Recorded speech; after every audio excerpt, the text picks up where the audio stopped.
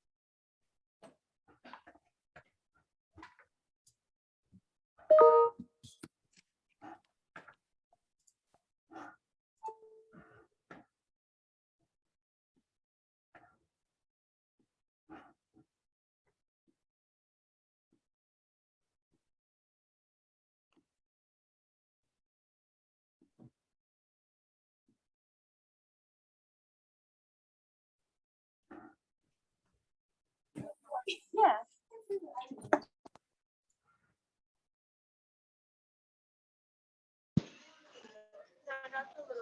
Oh, just the regular.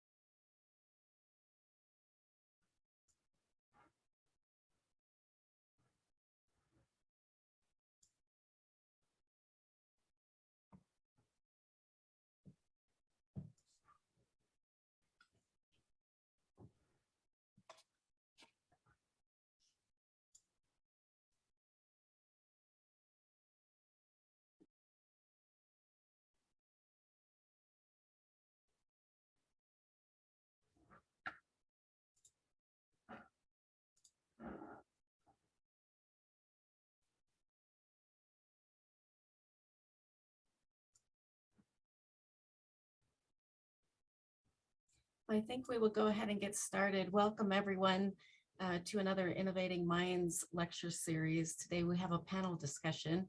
I'm Candace, or Candy Mathiasen. I'm one of the co-founders and director of the Women in Science Network, and I'm super excited to have you here and equally excited to have CSU Ventures as a partner in the showing of Picture a Scientist as well as this panel discussion.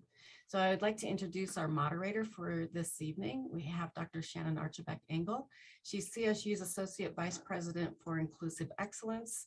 She's committed to fostering an equitable learning environment for students, faculty, and staff through education and evidence-based practices.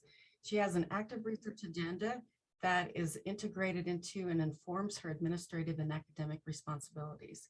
Prior to her role, Shannon served the CSU College of Agriculture Sciences Director of Diversity and Retention from 2013 to 2017, and that was after 8 years of being with the Department of Animal Sciences. She has led diversity, equity, and inclusion, as well as student success workshops for audiences from junior high schools to national professional development workshops and international conferences. She has a Master's of Science in Toxicology and a doctorate in higher education leadership, both from here at CSU. So with that, Shannon, please take it over. Thank you, Candy. I really appreciate the opportunity to be in community with you all and to be with such wonderful and distinguished panelists. I'm going to ask that our panelists introduce themselves along with the first question, but I'm going to model it a little bit. So yes, my name is Shannon Archibeque-Engle, and I serve you all through the Office of Inclusive Excellence. My pronouns are she, her, and Ilya.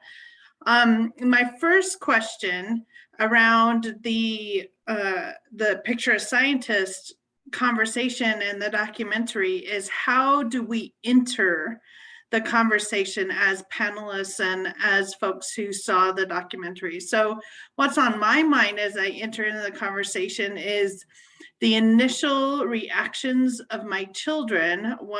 I have one child who is a young man, he's 22 years old, and I have another child who is a young woman. Both of those last words are hard for me to say because that means my children are older. And she is 18 years old. So as we watch Picture a Scientist together as a family, there are some difficult conversations that were pointed at me and my experience and at their father and his experience as a man in the sciences. So that's how I enter the conversation. And so I'm going to ask Andrashki Ray to please begin first by introducing yourselves and telling us how you enter this conversation. So I'm Indrakshi Ray. I'm here a faculty at the Computer Science Department, have been here for the last 20 years. And right now I'm the director of the Colorado Center of Cybersecurity, and my research spans security and privacy, which is notoriously underrepresented. So yesterday, I was watching I watched the movie by myself, primarily because my husband is also a scientist, and he's also, just one second, I don't know. So he's, he was, of course, working on this proposal, and I have a 23-year-old who is an aspiring scientist in Canada and, trying to get into the same field. So when I watched the movie, the first thing I must tell you, I was not surprised. The reaction was that, this happens.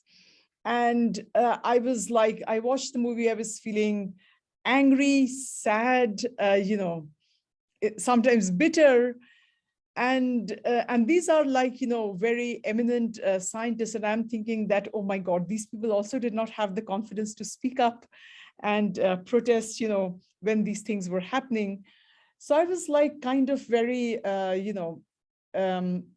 in some sense they were echoing my similar experience, although the narrative over there was pretty strong, actually. I mean, I cannot say that I have endured anything similar to that, what was portrayed, but I could fully extrapolate, actually.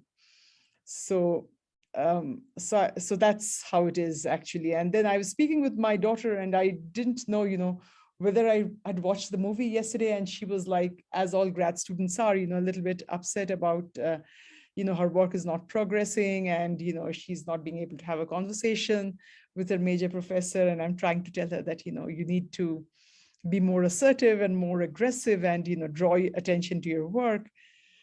And I don't know whether it was the effect of the movie, or was I being too much aggressive? I don't know. We are always second guessing ourselves. Thank you, Dr. Ray. I appreciate that. Maria Youssef, please, will you share with us how you're, introduce yourself and share with us how you're entering the conversation. One of the ways that this is described online is quietly devastating. And so that resonates with me. Maria?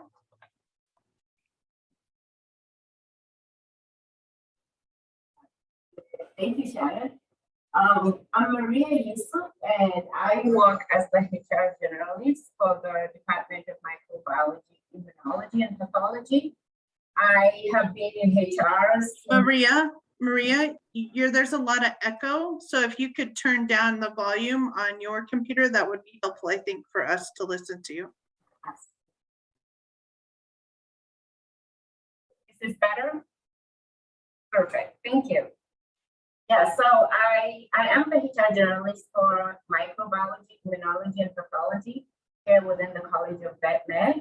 I have served on the diversity committee from my transition at the College of Business since 2017 in helping form the initiatives for the strategic planning for the College of Business. And since my role at the CBMBS, I started 2020, about a year and a half now. I've also been working as the DEI advocate for the department. So like I mentioned to Shannon the last time we spoke, I feel like DEI is just in my DNA. I just love to work, and because it resonates with me, I identify as a minority and I just want to help. And I'm always looking out to connect with people who find themselves in similar situations with me. And so when I watched the video, I watched the clip last year during the same forum that we had, and I had the opportunity of watching it again last week. And it was just the same feeling. It just hurts. It's internal, and all I kept on saying is, it still hurts and it's still happening. And I always think within me, what am I doing? What can I do better? What can I do more? How can I identify? How can I help? You know, and it's just hurts to see that people are suffering, you know, and you're living with these people, you're part of them and you see them every day. So it's just that it just calls me to action. Every time I see it, maybe because of my role as an advocate, I just want to get up and do something immediately. And that's where my thinking always goes. Thank you. Thank you, Maria. Thanks for the call to action. Hannah Love, please, Hannah, will you share how you're entering into the space and introduce yourself? Yeah, thank you, Shannon.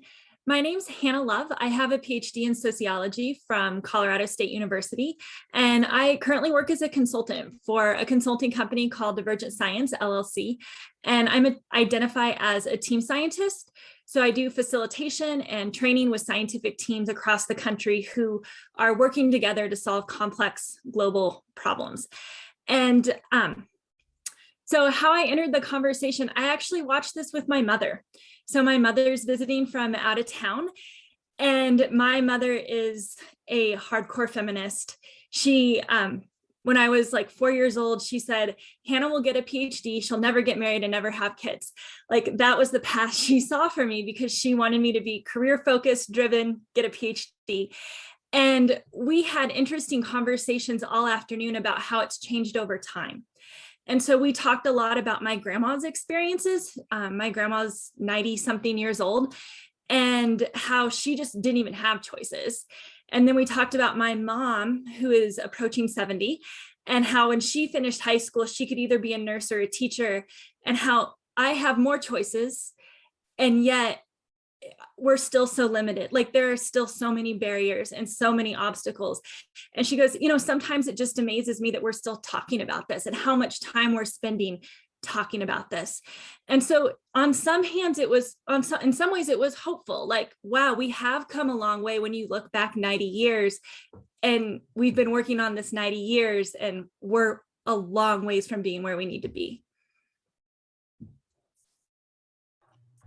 That historical context is really important, Hannah. Thanks for bringing it in. Arena Moniz, please, will you join us and introduce yourself and tell us how you're entering the conversation around Picture a Scientist? Sure, thank you, Shannon. My name is Arena Moniz, and I use pronouns she, her, hers, ella. And I am the Title IX coordinator for CSU, and I've been at CSU for a couple of months. Prior to serving at CSU, I've served at several different institutions, both small and large public institutions. As a Title IX coordinator, have been working in DEI for over a decade at higher educational institutions. Entering into the space, I also have an 18-year-old daughter who was on a pre-med track and has participated in several pre-med programs targeted for students of color to increase students of color in the medical field. And so the first time she served in this or participated in this program, out of the University of South Florida, she said, "Mom, like I've never met a surgeon or a doctor who's been Black, who's looked like me."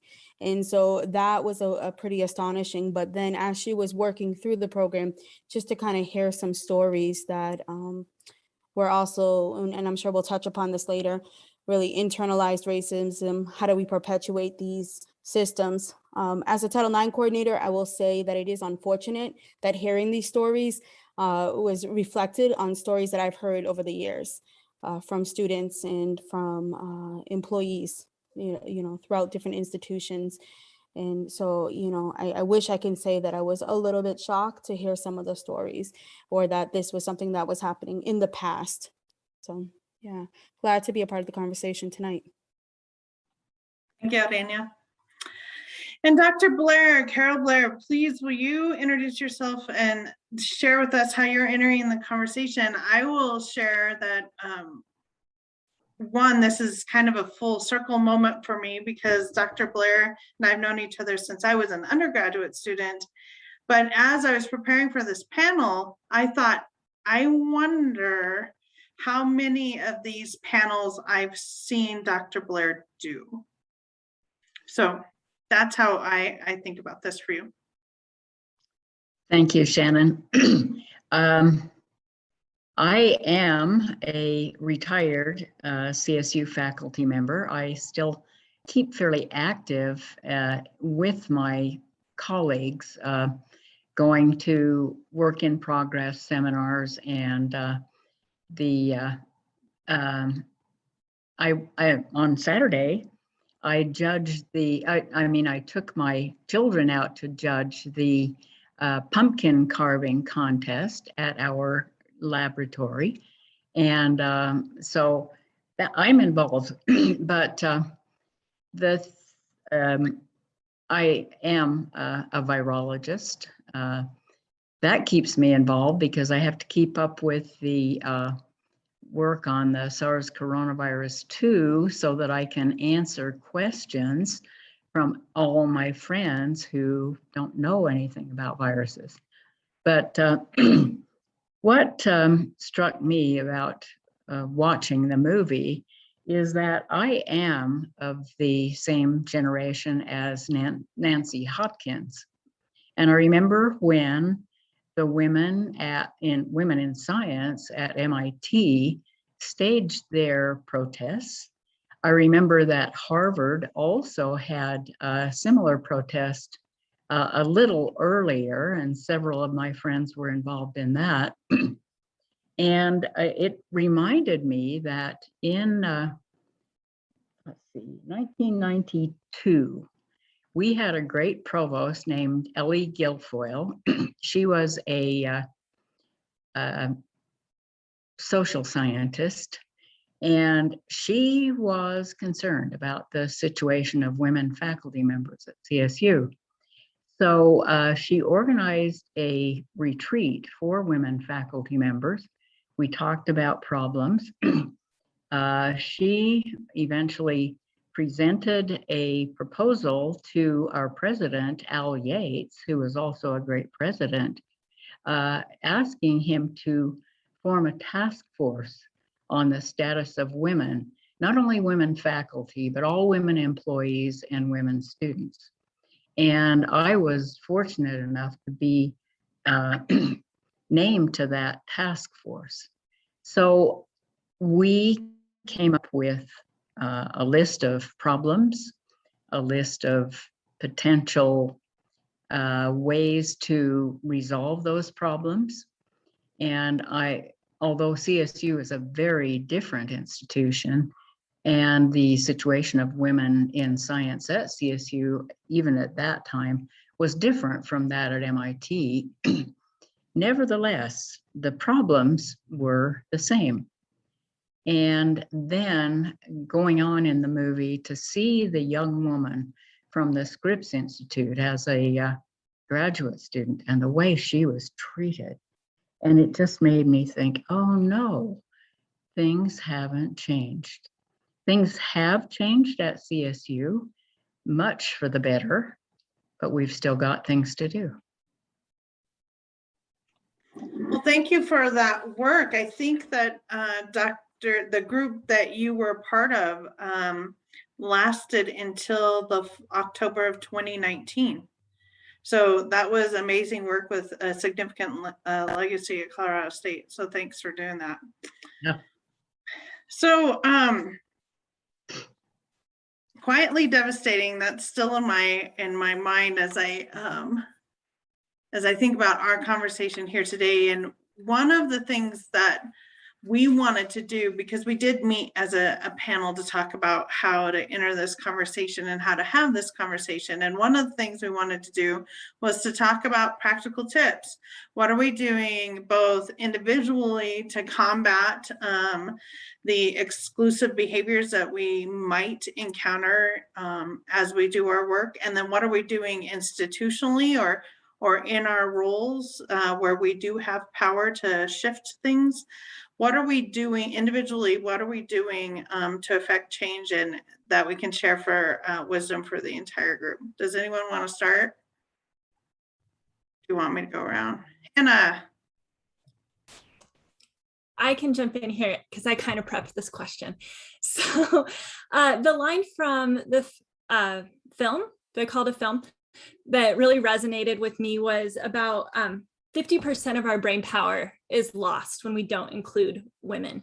And as a sociologist, as a team scientist, we spend so much of our time talking to teams about how do you get all the voices in the room. And there was a study that was published in Science in 2011 by Anita Woolley. It's called the C factor, or collective intelligence. And when she says that if you're trying to build collective intelligence on a team, you need three things. One of them is percentage female. The second one, social sensitivity. And the third one is even turn taking. And she's published pieces since then that continue to say you need proportion female. And when she says proportion female, it's not just like, oh, you need women on your team as like to check the boxes, but you need women who are practicing even turn taking, who are participating, who are having a say in the knowledge process. And without these voices, truly, we don't have new innovation. That is where new ideas come from, is when we actually listen to these voices and bring them into the conversation. And so much of my work when I'm with teams that are trying to change the world, trying to figure out, what do we do for ice storms? What do we do for climate change? What do we do for trees? Is about including the voices of women. And so we share this research with them, and then we give them exercises about how do you practice even turn taking, and we'll have them brainstorm as a team. How are you going to practice even turn taking? So not just women are included, but the graduate students are included, that undergraduates have a chance to talk, so that we're having our trainees all the way up have these opportunities to engage and participate and have their voices validated. And it goes back to, if you're going to build the collective intelligence of your team, if you're not hearing the voices, you're losing 50% of your brain power. So it really does make a difference as scientists in how we're trying to solve the problems that are in front of us. And I love that. Even turn taking. That's beautiful. Thanks for that tip. And other panelists? Oh, Hannah, go ahead. How many times as a woman, I don't know, I've been in a panel and just been like dominated by other voices. Like, it sounds so simple, but it's so key. Sorry. Well, and I think about how I may have interacted with the world at 20 versus how I interact a few decades later, in terms of saying, oh, so you're emphasizing the point I made earlier, right? That's something I might say now. That's not something I would have said, in my 20s. Yeah. Carol, I see you unmuted. Yes, first of all, thank you, Hannah. When you said you were a team scientist, I really think that women are inclined to work with teams, and women who are leaders find that the best way to accomplish the goals of the group and your goals as the leader is to include everybody and organize teams. And I, through, well, I spoke out and got myself appointed department head in the during the 1990s. And so I, instead of having these individual faculty members, mostly men, I accomplished the hiring of a number of women, but male faculty members tended to have silos where they were the leader, everybody else had to listen. They didn't ask anybody else to participate in trying to make decisions and work out problems. And I was very fortunate to have a few male faculty members, 3 in fact, who were willing to lead teams rather than silo their research. And it really made a difference. The research productivity in our department shot up in terms of grants, in terms of graduate students, in terms of undergraduate participation. I think working in teams is a female characteristic, I like to think, but including everybody is so important. Thank you for that, Carol. Maria, Dr. Ray, Arena, who wants to go next? I think maybe Dr. Ray is speaking. No? We can't hear you. Yeah. Yeah. So I guess computer science, we are very, very underrepresented with the number of women faculty, students. Until very recently, we had single-digit women enrollment, so it's that bad.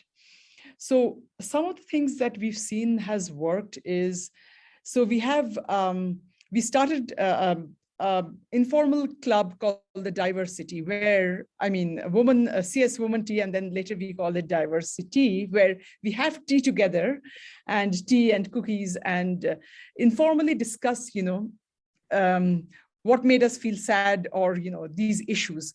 Because sometimes, as in the movie, we cannot take an action item right away. Because it's like, it's a choice of giving up your career versus, just swallowing it up and, waiting for the opportune moment. But at that time, rather than sitting alone and sulking, so we have, and here the faculty as well as undergraduate, graduate students come and tell us of some incident, which bothered them.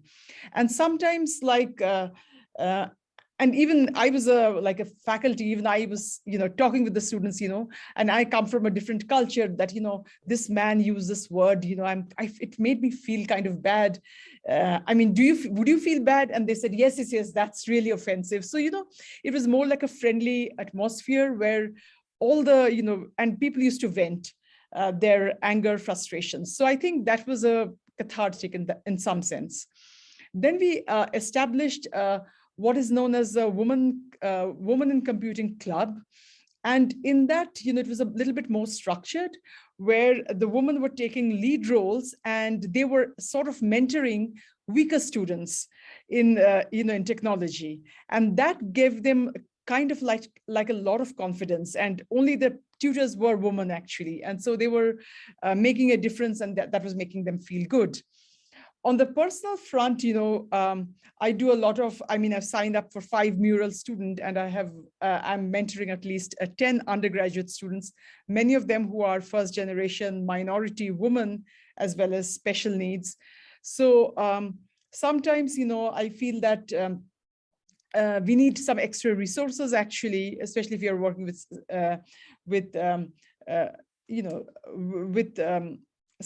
because sometimes women are inconvenienced because of biological reasons and things like that. They're having a baby and, they need some leave time and things like that. So it takes a little bit of a different attitude towards, incorporating them, because incorporating these points in our lives actually, and I underwent these things myself. So this personal mentoring, actually, you take some women students under your wing and see through their success and make sure that, that you're there for them. So that has been extremely rewarding, actually, and not only for the woman student, even for we'll be graduating a special needs students with 4.0 GPA, who has done tremendously well, and comes from a very financially disadvantaged thing. And when I started doing that, like it was more like it was kind of service, but now I feel that it truly gives me joy to see, so many success stories.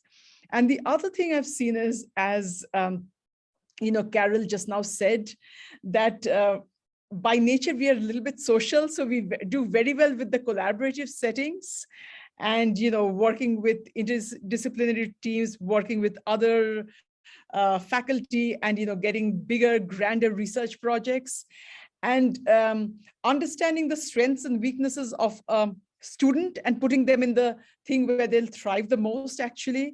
So these kind of subtle skills, I think, play a big role, so that, rather than asking everyone to do the same thing, understand the diversity of the project and, employ the right people for the right thing. And I think that's, I think we do that quite well. That's my feeling. We do that quite well. So, and the personal mentoring, it's truly making a difference in their lives and, more importantly, in my life, because I learned so much from these, students. Jakshi, thank you for all of those practical strategies and tips. And I'm confident that the students who are benefiting from your mentoring are very grateful for it. I will add around the funding piece for, I think the mention was around parenting and leave for parenting. I also think there's a need, I would add to what you say, there's a need to socialize men and other genders around parental leave, such that if we normalize that across the board, I think we would find there's plenty of research that shows that men would be happier, other genders would be happier, and there would be less I'm trying to find a punishment or problematic thinking around women, cisgender women taking parental leave. So I do think that we also need to encourage, at Colorado State University, we have parental leave. So that is available for all of our faculty and staff. Yeah. Maria, I saw you unmute and come back. I did. Okay. Thank you, Shannon. And thank you all for sharing. From a community point of view, I always look at it from the point of engagement, like exactly what we're doing right now. Can you hear me? I feel like you're struggling to hear me. Can you hear me now? Yeah. Mm-hmm. Is that better? You want me to turn off my volume? Is that okay? Okay. So I was saying that from a community point of view, I always see it from the form of engagement, like coming together, like exactly what we're doing now, or serving on committees, either whether it's a hiring panel, or a forum or a training where you can hear the voices of each other and gain strength from each other. And then when it comes to looking at it from an individual point of view, I take it from 3 angles. I'm lucky I'm in human resources. It means I see people when they come in and I see people when they leave. And so the first thing I try to do is create those connections. From the time I'm onboarding an individual, I'm trying to make a connection, trying to make you understand that I'm someone you can talk to. And I'm very sensitive to my environment so that I can read meanings, I can read body languages, I can ask you to really tell me what is going on. If I'm dealing with an employee relation issue, I want to know what is under the cover. And I make those conscious inquiry and I make you feel comfortable. And when I get this connections and I'm sensitive to those needs, the last thing I do is advocate.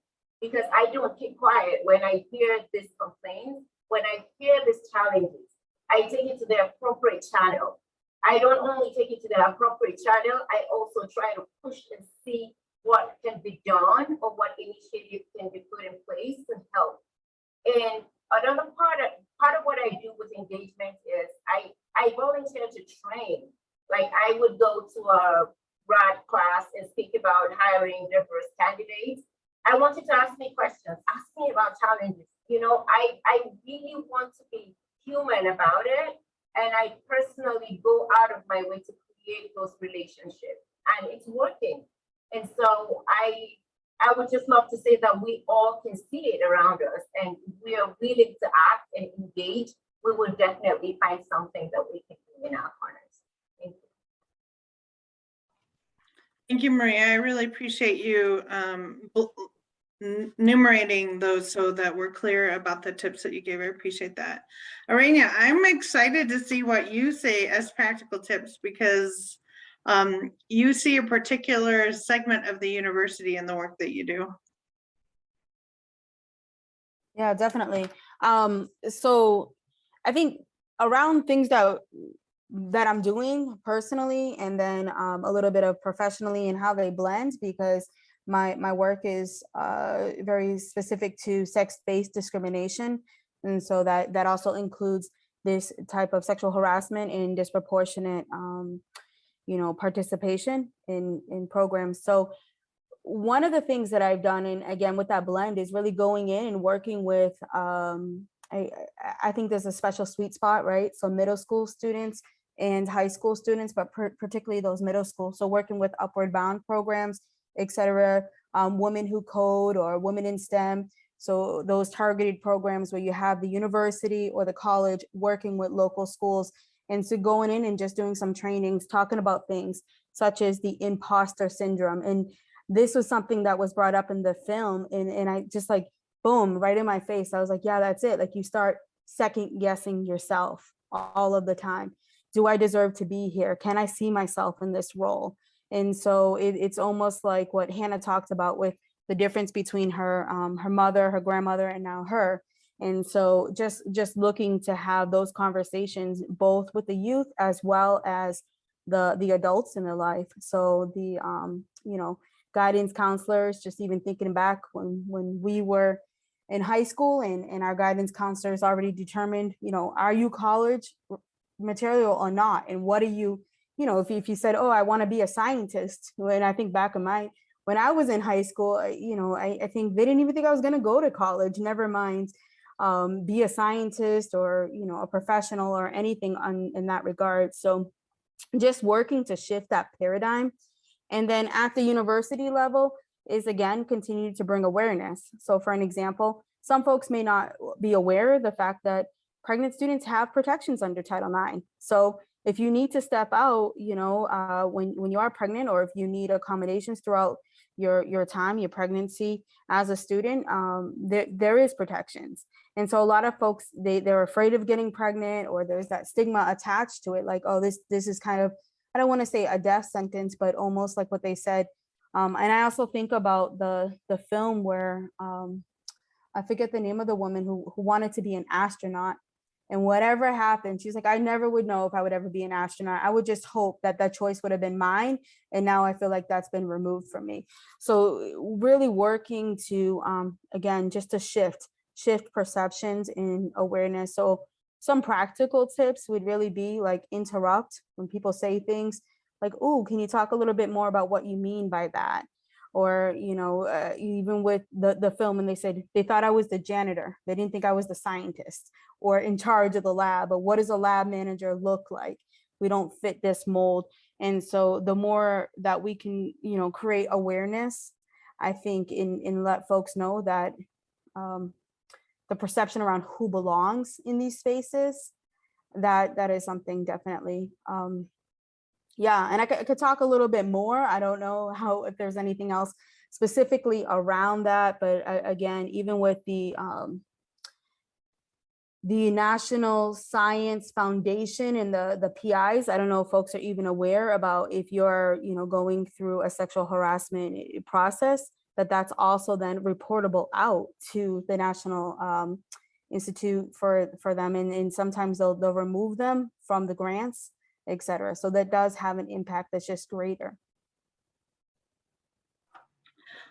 I love how the chat and your comments here around imposter syndrome, and actually our next question or drafted question from before are overlapping with each other. So I'm thinking about the internalized oppression, the ways that we've internalized less thanness, and as that's related to imposter syndrome, how we have been socialized to question ourselves. Did I get here because I identify as a Latina? Did I get here because I am a woman? Recently I went through a search process in which I had to go back and look at my CV. So I encourage you all, every once in a while, pull out your resume or your CV just to remind yourself that, yeah, there's a reason that I'm here. No one handed you anything. So when Paul, you talk about your daughter's reaction to the film, starting to question her talents, her creativity, her work, I think that's very, very common. Another thing that we talked about when we gathered earlier that we think is really common is what in my world we call horizontal oppression. So when women act out sexism or create an environment where we think only one of us can succeed, right? So a practical tip I learned at the HERS Institute, which is something we send women to as a university every year, is the need to sponsor each other. So who are we sponsoring? Who are we saying that person would be great for this when that person is not in the room, right? Are you talking about Hannah? Are you talking about Aranya? Are you talking about Candy? Are you talking about Androshki? Who are you talking about when those people aren't in the room? So I know that we, just based on body language from our initial conversation, all of the women on this panel knew what I was talking about when I talked about horizontal oppression. So how does horizontal oppression, women acting out sexist environments for each other, how has, maybe if you don't want to talk about how that's played a role, it'd be great if you were vulnerable and could talk about that, how you've seen that happen in your own career, and then ways to get around that, to combat that in a way that doesn't put anyone on blast. Does anyone want to dive in here? Rainy, I saw you smile. Do you want to talk first? Well, I guess I can talk about some subtle and not so subtle ways in which I see this play out. Is an example might say, well, that's just the way it is. And so understanding how it's almost like a rite of passage or an initiation, like you just put up with it. It's just a part of the culture. And then, and we talked about this a little bit as we prepared for the panel. What does that mean? Like, do you lift folks up or do you continue to gatekeep? And so you hear this all the time, right? Like, well, I went through this, and this shows that I'm not just dedicated, but I'm strong enough to be in the positions that I'm in. And so I don't want to disadvantage, maybe another woman by, trying to give them special accommodation where they just need to toughen up to have their own success, or this type of mentality, opposed to saying, yeah, like the system is messed up. It was messed up when I was there. It's still messed up now, and we should fix it because it's broken. So how do we perpetuate these broken systems versus how do we interrupt them? Love that. That was beautiful. Thank you. Someone else want to jump in now?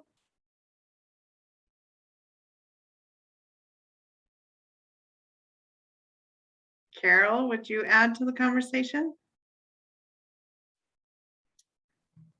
I think our Anya's attitude was beautiful. I didn't experience that kind of thing myself, that is horizontal suppression or sexism, because there were so few women in my generation.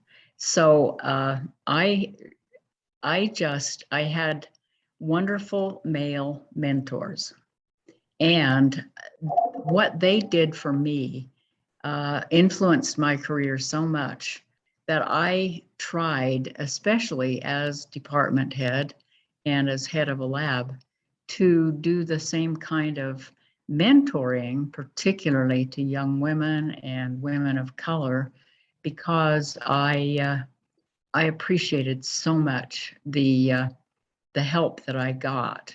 And of course, I had a lot. When I was hired, I was a token woman. I got put on lots of committees. I learned a lot from being on those committees, but I really didn't have the horizontal women giving me problems, but I certainly think it's important for us as women to mentor and help and bring along other women.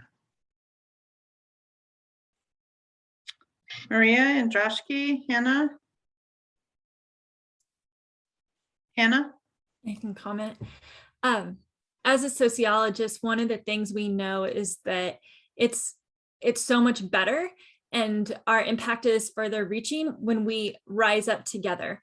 And so ways to do that are to have groups of women that are experiencing it together. So like in my PhD program, the women we'd meet and we'd talk about our research and we'd have writing groups and we'd do things together. And throughout my whole life, I've tried as a sociologist to put that research into practice and get groups together to have these conversations, to point out what's going on, to be aware of their situations. And I've learned that it helps with imposter syndrome also. I see that coming up more in the chat, because if you're all talking about it and you're all saying like, no, you've got it right, like, no, we're on this page, or like, no, we're in it together, it really can lift up the whole group. And I want to validate every other comment being said by saying I only got to that place from having the horizontal bad experiences to realize, yeah, that's not going to work. But by bringing people in and making them your allies, you can start to change that culture on a small level.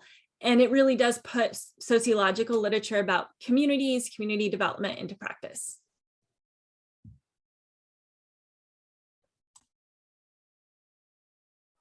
Maria Andrashki would like to add. Sure, I'll just take a minute.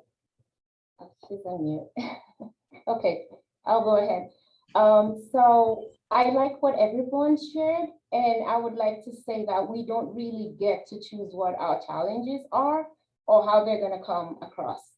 And so if I ever face something like that, I would like to look at it through the lens of positivity. Because when one woman brings me down, I'm going to look out for another woman who's going to lift me up. And I would say that horizontally, I found more women lift me up than bring me down. Okay. And so personally, my challenge is I want to be that one woman who would pay it forward by being positive and also helping others. I'm looking out for people who will look out for me to help them. And I also want to be that person that would not be pushed down because someone brought me down, but I'm going to look at it from a positive angle and move forward and know that and derive strength from it, knowing that there are other people that I need to help moving forward. And so my take from it is positivity.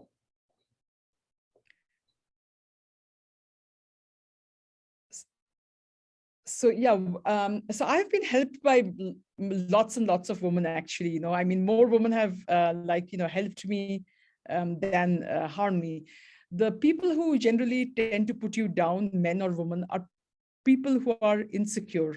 So in their heart of hearts, they know that you have something that is, that is better than what they have, even though they might be top-notch scientists, but they perceive you as a threat.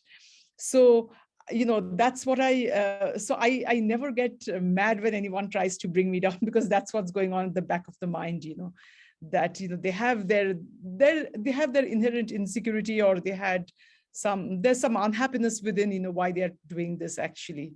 But through my experience, I've seen more women have been, at least in the field of computer science, have helped me rather than, and they have tried to, support me in whatever way I, so I've not faced much of, the negative effects. Yeah. Thank you for that, Dr. A. I think this relates, the imposter syndrome comments in the chat that Ryan, sorry if I'm messing your name up, talking about, and Paul's actually talking about, and that in some of our comments here, is we're talking about things at the individual level, right? You and me and one other person or a couple of people that I'm mentoring. I think that Paul's right, and Ryan is right, that we need to talk about the institutional and the systemic ways that this shows up, and not only talk about how this happens in interpersonal conversations. And that gets, to policies and practices. And that's the shift that will allow, I look forward to a day when these panels are completely unnecessary. Yes, getting under the iceberg. So the implicit conversations, the implicit expectations of what performance and productivity look like and what professionalism looks like, right? All of those are very coded words around that had particular identities and particular people in mind, right? They did not have Arania in mind, right? They did not have me in mind as we created what we mean by those words when we talk about them. So I'm going to come to a question that, right, all of these overlap. I'm just amazed at how this is flowing. So one of the things we talked about when we met previously was the code of silence. And what I mean by that is what happened if we spoke up at the little things. In my world, we call them microaggressions. Sometimes they don't feel very micro, I'll name that. But what if we spoke up at the microaggressions and then we don't end up, at the South Pole with long-term kidney problems, right? As was pointed out in Picture of Scientist. So how do you think the culture of silence, the code of silence happens around sexual harassment, sexism, sexual misconduct for women in the sciences? Does anyone want to start? Androshki, I see you unmuted. Do you want to start? So I think, I think in some sense, you have to say that, rather than pretending that, all is well, you have to say when you don't like something. And, but I think there's a way in which you can also, at least the way in which previously I used to if I saw, I used to pretty much this showed in the movie, digest it and, bear with it and do that. But over time, as my confidence grew, I decided that, if I'm not feeling comfortable to go up and speak in private and tell them that I'm not liking it, I never publicly do it, because that will hurt their ego. And, and also it's I might be super sensitive and, maybe what they're doing is perfectly normal, but it's better that to inform them actually, because sometimes people do it without thinking actually. They don't understand, how you're feeling or how you're being impacted. And if you put on a brave face, that doesn't help at all. So it's better that you go and tell them that, I'm really not liking it. Please don't do this. Yeah, so that's my, that has been my strategy, and it works actually.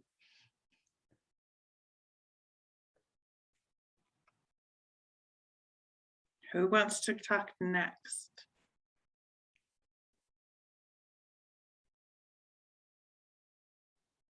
Maria, go ahead. Sure. So I'm dealing with this imposter fears. I feel like the thing that is driving it is fear. We always weigh risk versus return. And that's what makes us stall and say, we're not going to speak out because I'm either going to lose my job, or I can't be a scientist anymore, or my career is just going to go down the drain. But just as we've watched from the film, it doesn't go. It actually eats you up with time, and it just grows in like a monster. And I think what would be helpful in our environment is actually finding allies. If we build communities where we have someone who we can talk to that can give us the skill, the resources, and train us on how to have these difficult conversations, or actually standing as an advocate for us, it's going to be really helpful. And also creating that awareness and knowing and letting people know that it's okay to speak out. And as an institution, how do we actually combat retaliation? What have we done to actually encourage people to move forward to speak up? And so those are the angles that I'm looking at when it comes to that. Thank you. Dr. Blair? I agree with Indrakshi. I have certainly had people say things that made me unhappy or offended me, but I never call them out in public. I always take them aside later and say, that really didn't make me feel good. Please don't say that again. I just remember the imposter syndrome. And when I was invited by the dean to become department head, I had already been an assistant dean, and I had attended the executive council meetings. And I knew how the men yelled at each other and pounded their fists on the table. And I said to the dean, I can't do that. That's beyond me. And he said, you can do it. And he said, you don't have to shout. You don't have to pound the table. You just say what you're thinking. And if somebody else brings it up later and says the same thing, say, yes, I agree with you. That's exactly what I just said.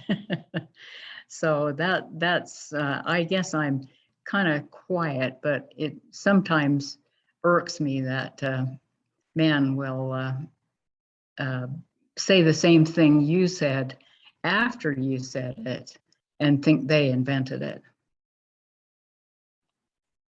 Yeah, that's written about in several books. Yeah, and usually a common experience amongst folks with marginalized identities. Arena, would you like to add to the conversation? Sure. So I think that some of the microaggressions are things that, it's that the thing that you might even second guess, right? So you're like, is this bad or is this not bad?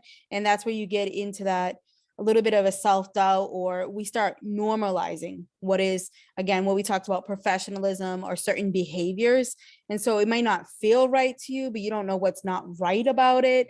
And you're like, all right, well, maybe they're just a little different. Maybe I'm being a little sensitive, but then it keeps adding on and adding on. And I also feel like some of those things are so embedded into the day-to-day society within, even looking at textbooks, from the way that they show images. So I remember even recently I was helping one of my, sister's kids with homework, and maybe during COVID time. So they were doing some homeschool, like old school kind of stuff. But it was a recent thing where they were showing images about happy, sad, angry, mad, proud. And then the descriptors were like all, what appeared to be like white boys were the proud ones. And then like the angry ones were the black boy, or the sad one was the black girl, or the things of that nature. And then even the difference between girls and boys. So even at that young age where you're just learning how to write the word sad, those images. And so how do we carry that forward and really start shifting that? Because that creates our reality. And I think that this was something, well, this was in the film as well, when they started to talk about that. Like, if you don't have the people at the table, and particularly folks of marginalized identities, it goes over your head. You don't even know what you're looking for. You don't even know what's a part of the culture. And so the more that we can ensure that, we have more inclusive voices, I think that also helps to have, we talk about, you're at 100% brain power.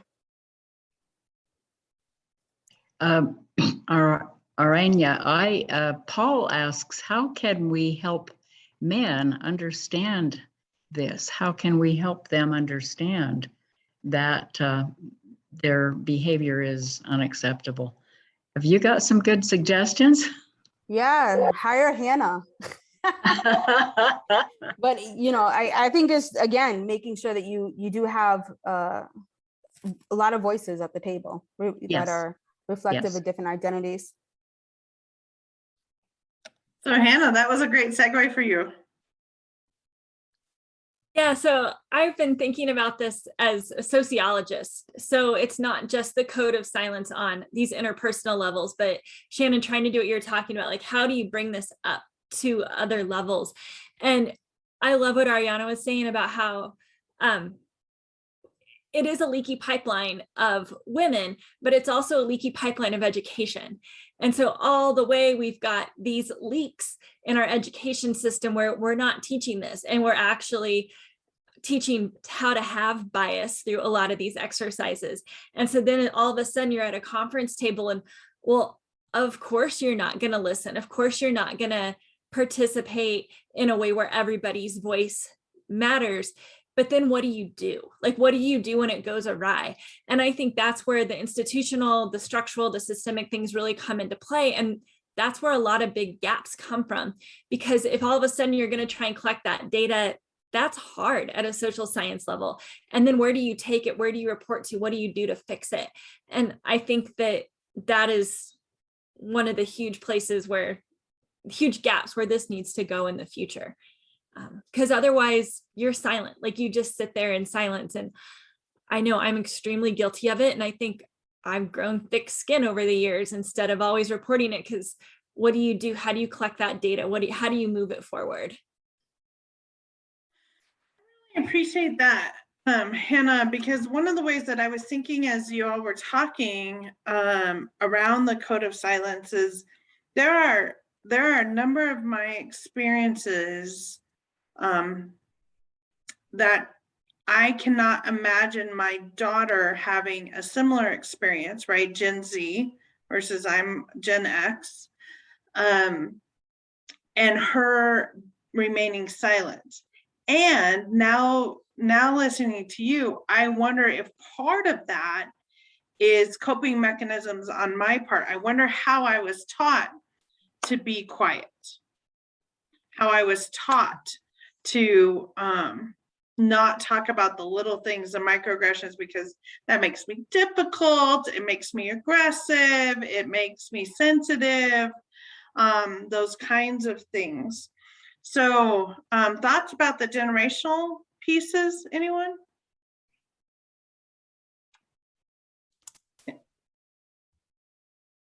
Hey, Drakshay, I saw you first, go ahead. I think in some sense, the younger generation, as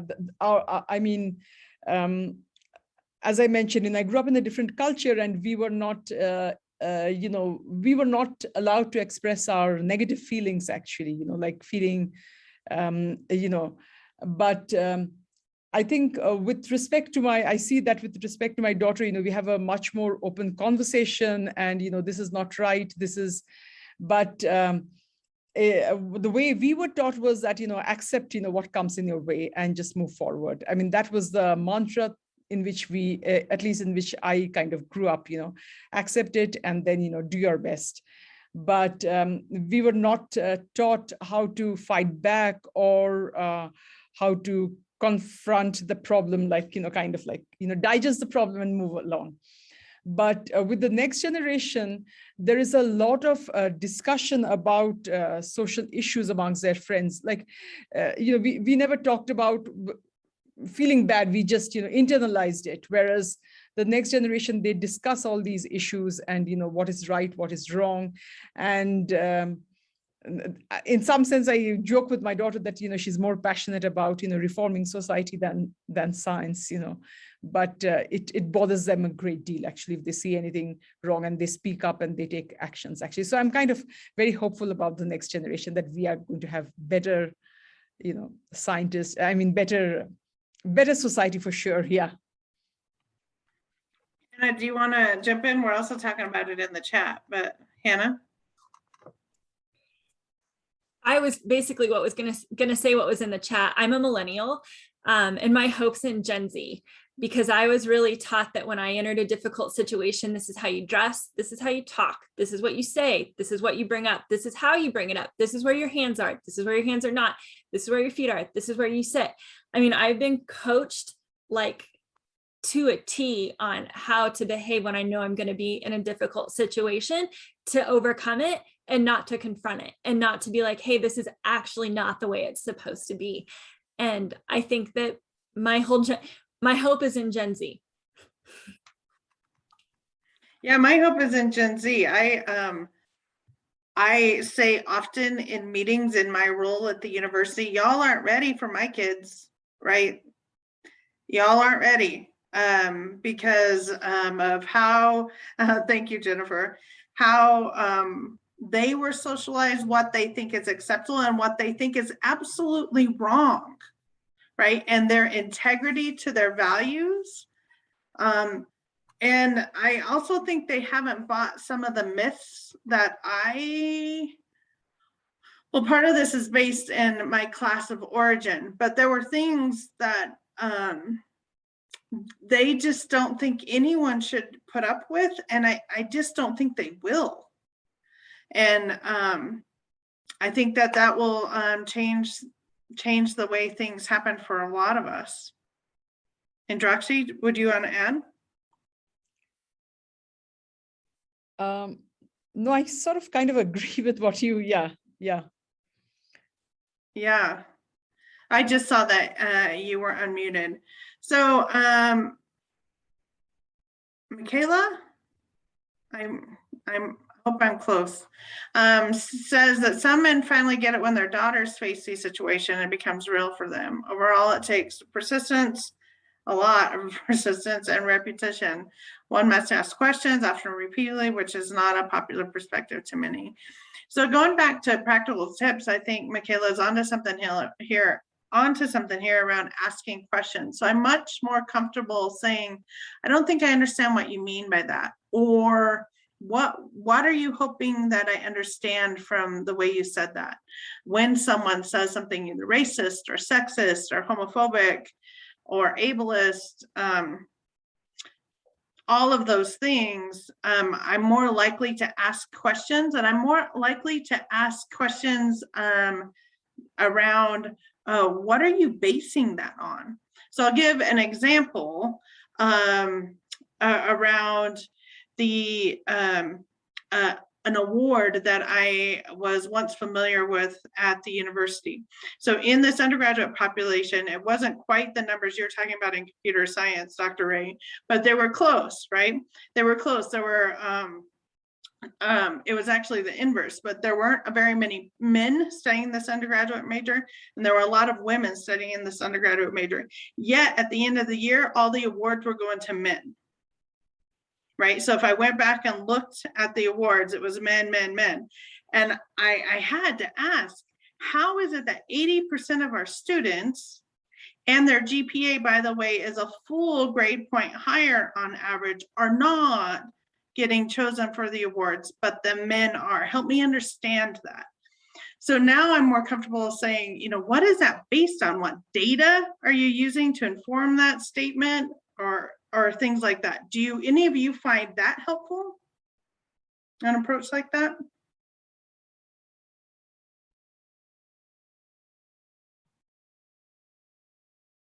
No one finds this helpful at all. I think it sounds very helpful, yes. But I just hadn't thought of trying it. Maybe in a political discussion I would, but in a scientific discussion or a discussion about the kind of situation you described, Shannon, I had never thought of questioning somebody about a decision they made or a statement they made. Yeah. Others, can you see a downside? Oh, Paul. Thanks. Where are all the men at this event? Yeah, I think that's part of it. I think that's part of the, exactly. Thank you, Candy. I think that's a huge piece. It's the huge piece of the work for our office, in that we're constantly trying to get folks who do not have a minoritized identity, you know, pick the identity that you want to talk about, whether that's gender or race or ethnicity or ability status or heteronormativity, pick one. Getting those people with privilege to care about the issue, right? Come talk, come, because while it is helpful in terms of strategizing, I think that there's room for the folks who are privileged and who were considered as we designed these systems, right? These systems were not designed for Dr. Blair to become department chair, right? They weren't. She was not in mind when we created the whole system for tenure, for becoming a department chair, all of those kinds of things. So how do we get more men? I'd love for some ideas here. How do we get more men to care about these issues? And to invest time. Because here's the point that I've been trying to remember to say out loud, is how much time do we all invest, one, in strategizing, I saw that, Arena, in strategizing how we're going to address these issues and talking to each other and building each other up in working on participating on these panels. How much, that's a lot of time and energy, I think. So how do we share that burden with the men who would call themselves allies? I can speak to that, Shannon. So just like you mentioned, I think a clear ask is the way to go. And especially if we have the data to back it up, just like we learned from the film as well. This statistics has shown XYZ, we can't achieve this until we do this. Do you want to join us? And it's in line with our strategic plan. We go after those male leaders and persuade them, to come and join. And then of course, we would be able to track that as well, so that we can also use it as a baseline for advocacy as we move forward. Thank you, Maria. Raina, I saw you made a face. So would you like to add or interpret the face for me? I guess I have no poker face. So I think that connection, right? So getting folks involved. I saw a question in there, like, what age should we start orient girls for what they may face regarding, and again, to flip that, right? It's like, at what age should we start preparing boys, to be better in this environment? And we have this conversation that comes up often. But I was thinking about when you said how much time does all this go into that, and thinking about the emails in that film where she was like 20 to 30 minutes to respond to an inappropriate email, which may not seem like much, but when you add that up, that's a few hours a week that takes away from me actually doing my job.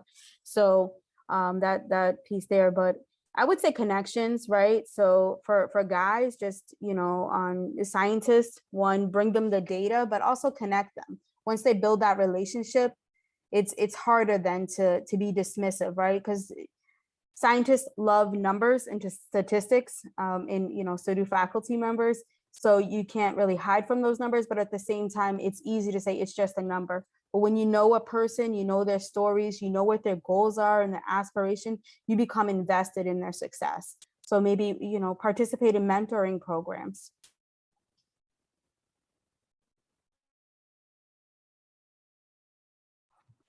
More ads? Hannah, Carol, and Drakshi? Okay. I would, so I'll answer this question. I don't know if it's the right answer, but I'll tell you what I did. I have no literature to base this on. I can't point to anything, but the question that Heidi asks about, at what age do you begin to orient? It was early. It's gone back to early TV, and this happened for both of my children, and a son and a daughter. And I would say, what do you notice? What do you notice in that beer commercial? What did you notice?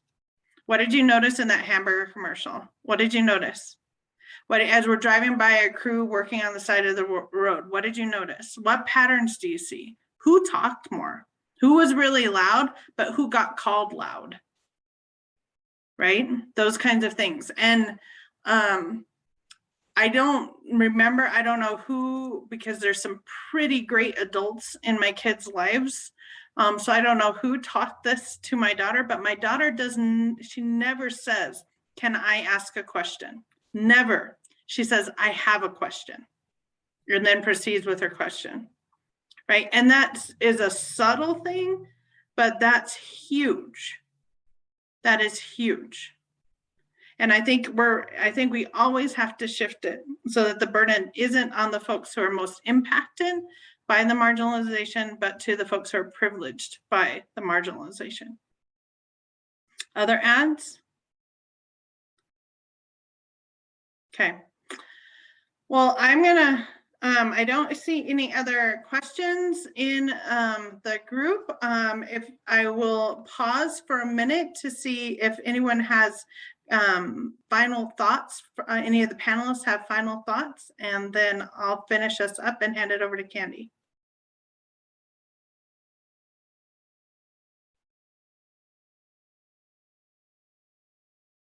Nope. Okay. And Draxi, thank you. I was quiet just long enough.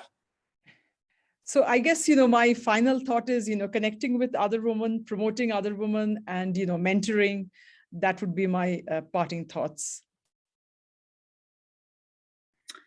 Yeah, I love the idea of sponsoring other women.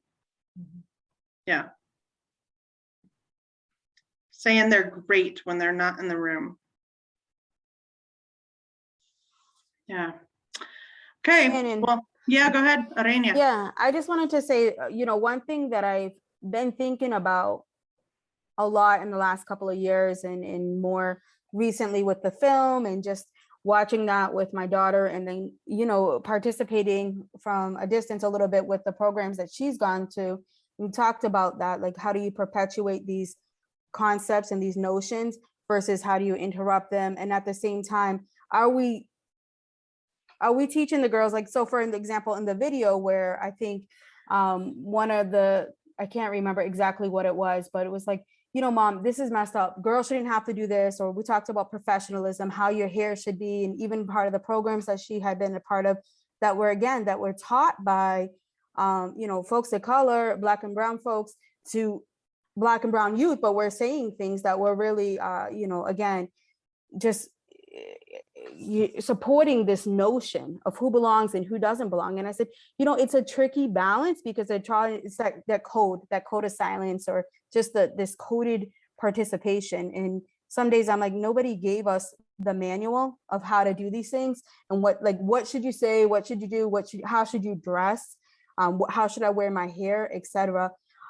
And partly, right, I was raised by a guy, so that's a little bit different, where it just showed up that way. But with some retrospect, it's like you have to, there's this balance, I think, that professionals face when mentoring young folks about, this may feel really messed up, but I want to tell you the secret inside things so you can be successful. And at the same time, how do we shift this? And there was a book out there, Critical Mentoring. I don't know if anyone's heard about this or read this book.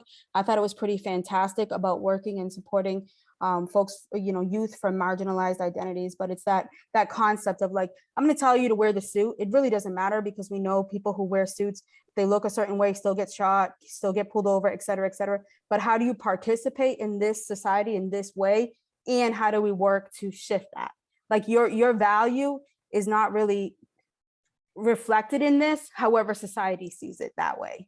So how do we love on them and hold them and still nurture them and help them to be successful while we continue to, put all of our eggs into Gen Z? I really appreciate that. I think the answer is and. We often think of these as ors, but it's and. We need to, I would agree also that we need to educate around the systems that exist, the oppressive systems that exist, the hegemonic systems that exist, and work to change them, right? This is what you might encounter, student, graduate student, new assistant professor. This is what you might encounter. I'm working to fix that. And in the meantime, here are some tips about how we can navigate it until it gets fixed. So with that, it is not only mentoring the younger, it's also supporting the peers and even those who may be experienced. No one should have to go it alone, even meeting with oppressors. Yeah, no one should do this alone. We're in this together. I think it's a collective wisdom that will allow us to do better and to do differently into the future. And with that, I'll say thank you to our panelists and thank you to Candy for final wrap up. Thank you.